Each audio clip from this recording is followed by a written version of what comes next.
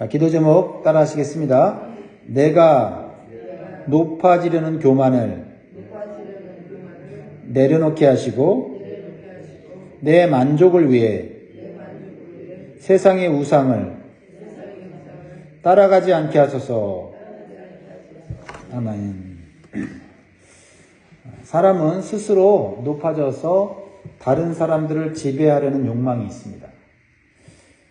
거기에 어떤 희열과 쾌락이 있기 때문에 그렇습니다.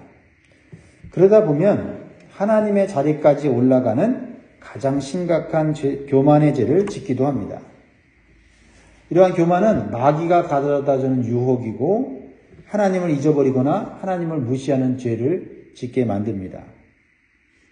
우리는 창세기에서 아담과 하와가 왜 마귀의 유혹에 빠졌는지 잘 알고 있습니다. 마귀가 그들에게 선악과를 먹음으로 하나님처럼 될 수 있다고 유혹했기 때문입니다. 그래서 그들은 하나님 말씀에 불순종하게 되고 결국 하나님께 범죄하여 죽게 되었습니다. 이 교만의 죄를 너무 쉽게 생각하면 안 됩니다. 누구나 남들보다 높아지려는 욕망이 있기 때문입니다. 특별한 사람에게만 높아지려는 마음이 있는 게 아니라 사실 우리들에게도 그런 마음이 도사리고 있어요.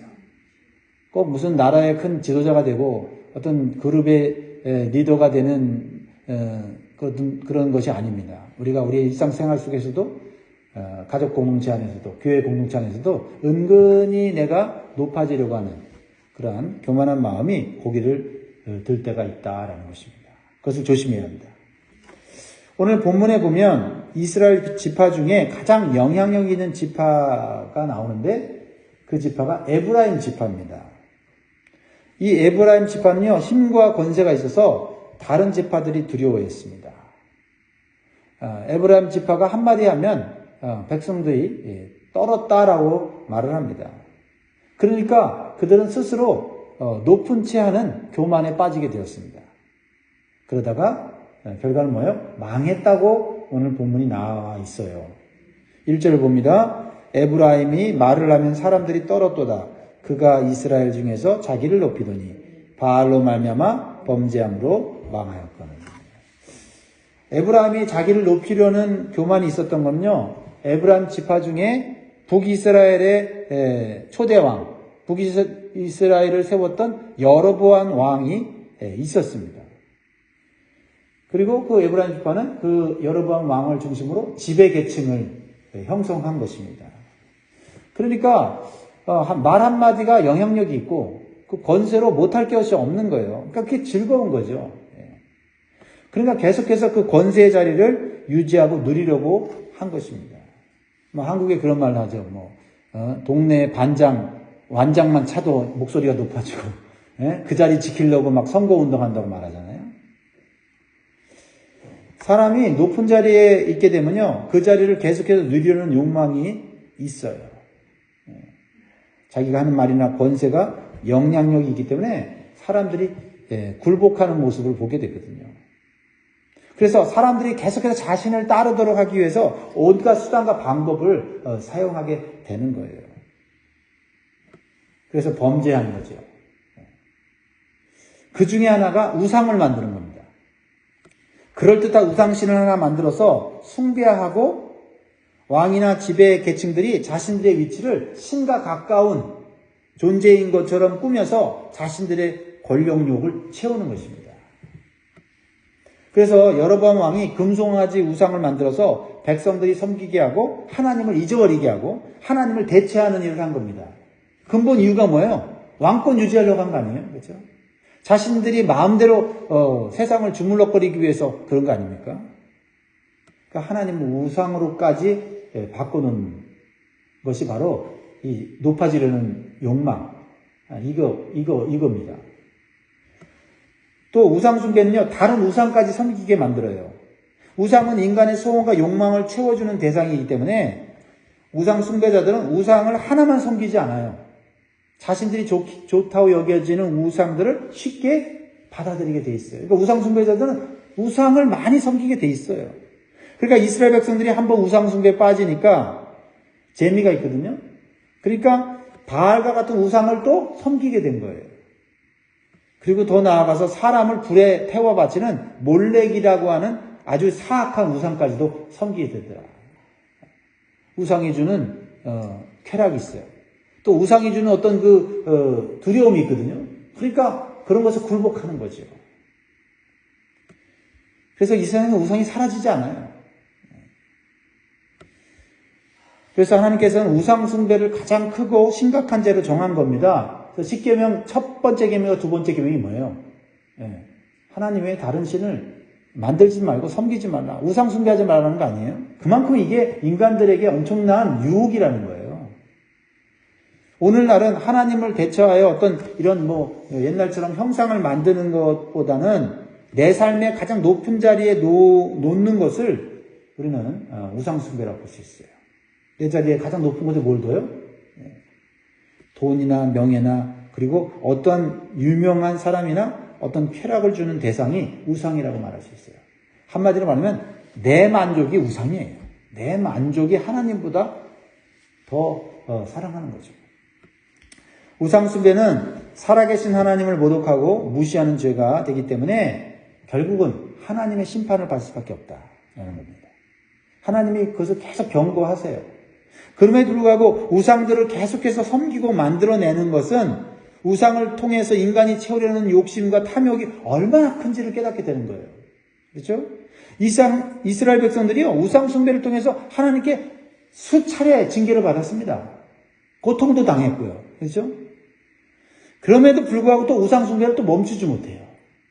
우리가 이 우상 숭배가 도대체 뭐길래 이렇게 우상 때문에 고통을 당하고 또 우상을 섬기는가? 그 우상은 우리 안에 있는 거예요. 우리 안에. 그러니까 높아지려고 하는 내 만족과 내 어떤 욕망을 채우려고 하는 그 마음이 우상을 만들어내는 겁니다. 보세요. 2절에도. 이스라엘 백성들이 그렇게 하나님 앞에 경고를 받고 징계를 받았음에도 2절에 이렇게 나와 있잖아요.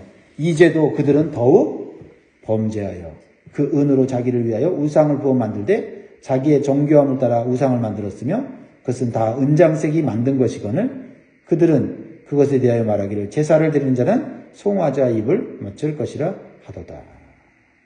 그러니까 우상은 한마디로 사람이 만든 거예요.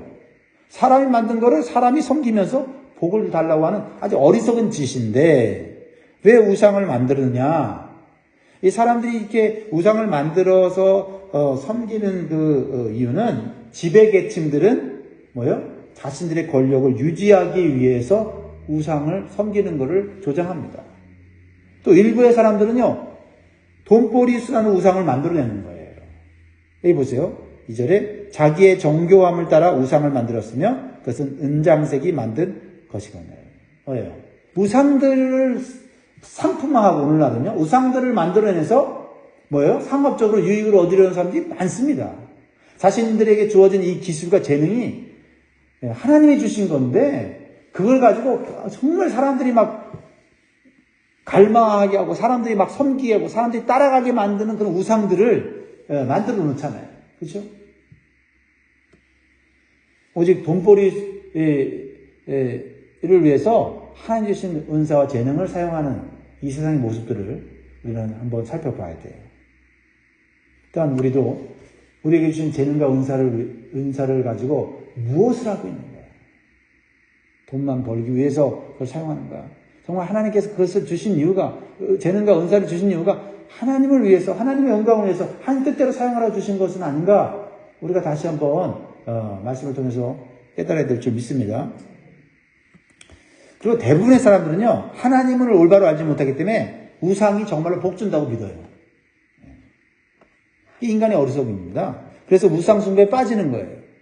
그래서 그렇게 교육을 시키고 그렇게 헛된 그 결과를 맛보고도 또 점쟁이한테 가서 또 점을 치고 부족을 갖다가 팬티 안에 집어넣고 베개 안에 집어넣고 그러면서 우리 자식이 잘 되고 우리 남편이 잘 되고 그런단 말이에요.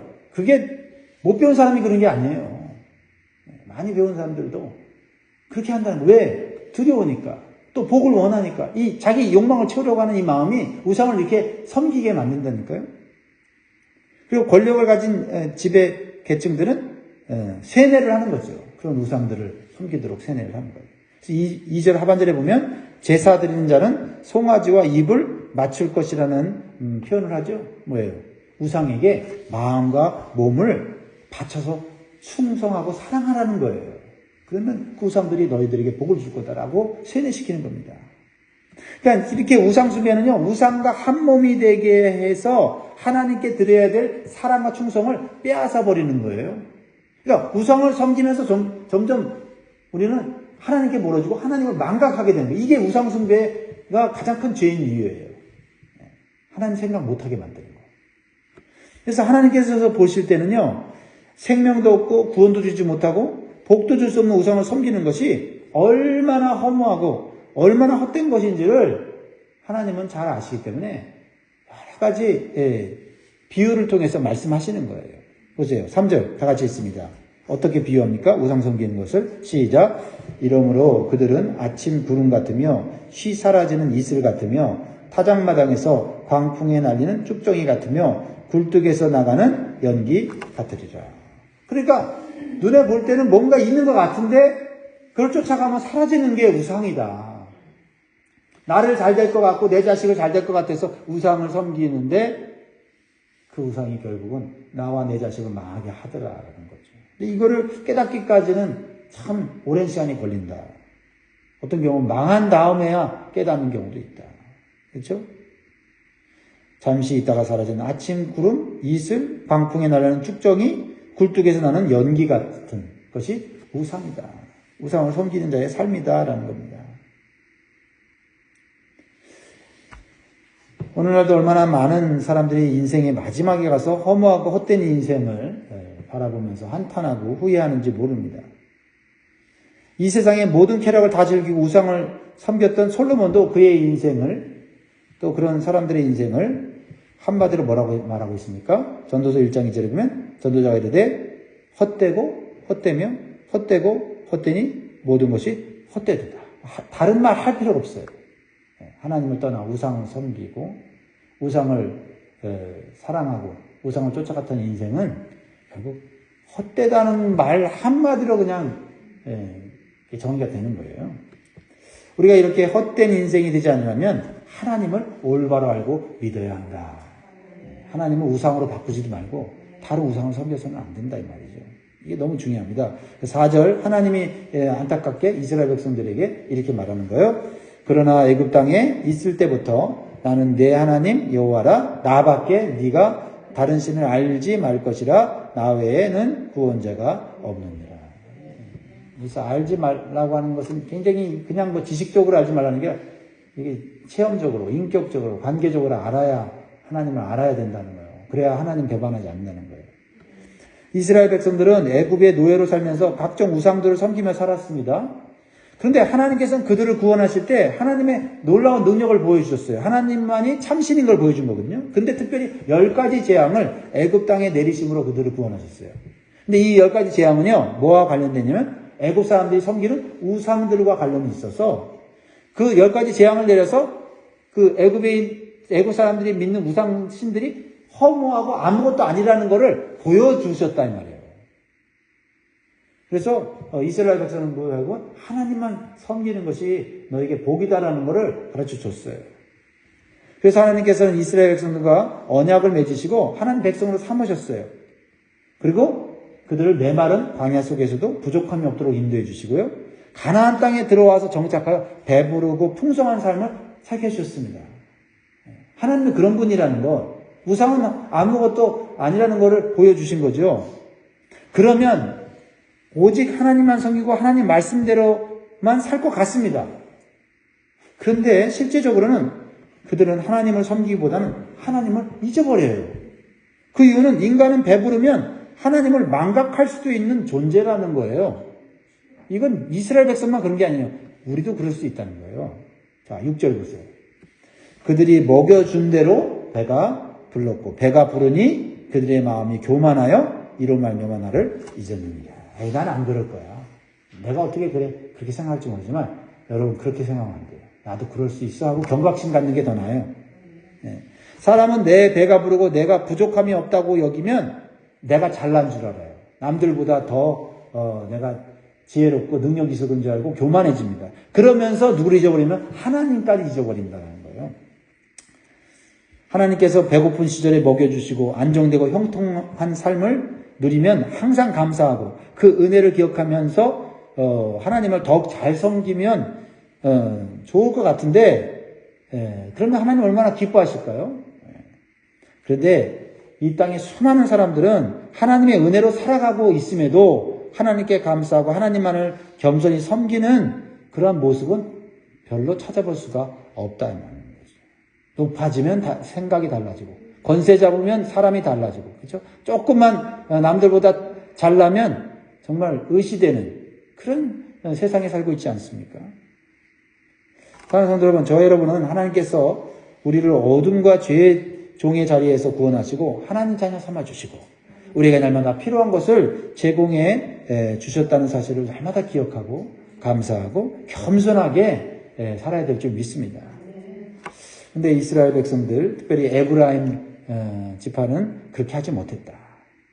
돈이 있고 권세가 있으니 교만해졌고 그것을 더 누리려고 하니까 하나님의 말씀을 어겨야 되고 또 하나님을 자신의 삶의 자리에서 없애야만 자기의 만족과 쾌락을 누릴 수가 있게 되는 거예요. 그러니까 하나님 대신에 우상을 섬기면서 육신적인 만족과 쾌락을 추구하면서 사는 거예요. 왜요?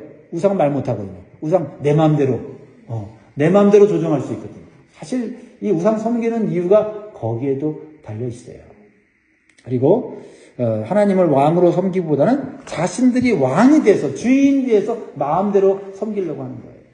그래서 바알의 뜻이 주인이라는 뜻이 이게 그냥 생긴 게 아닌 것 같아요.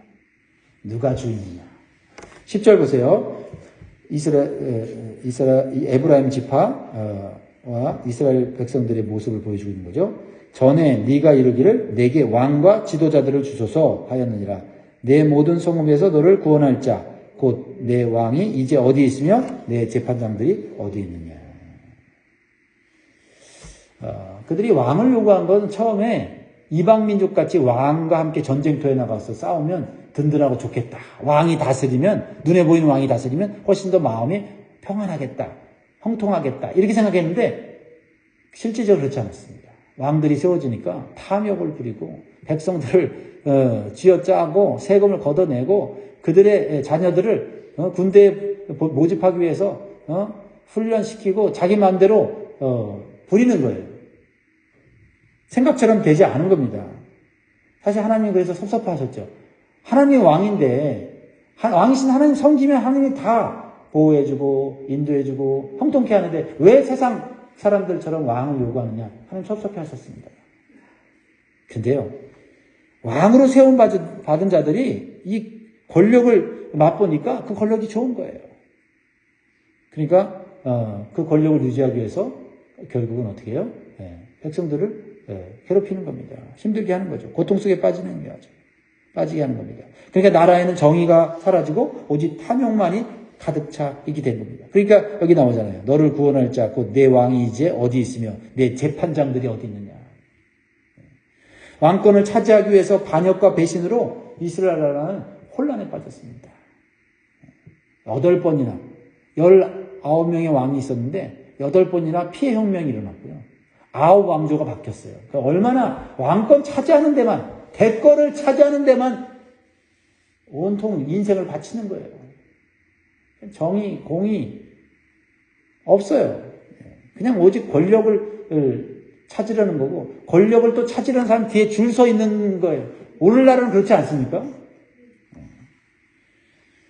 그래서 백성들이 위기에 처할 때 왕들과 지도자들은 백성들을 구원해 줄 능력이 없었다는 거예요.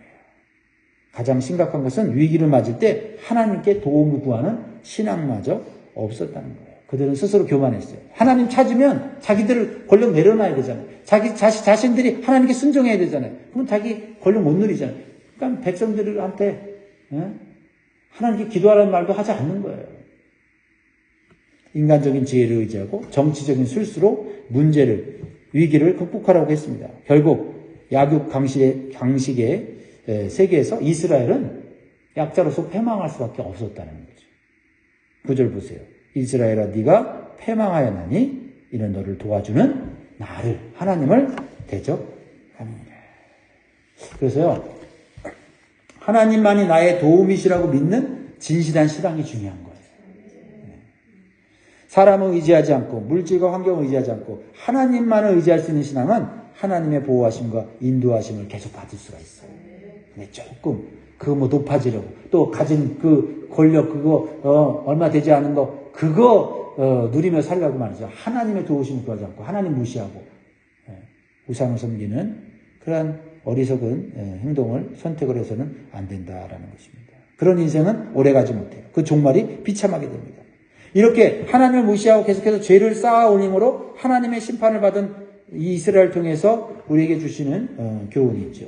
그것은 아주 무서운 맹수가 먹잇감을 찢어서 이제 죽게 만드는 것이 하나님의 심판이 그러하다는 걸 보여줘요.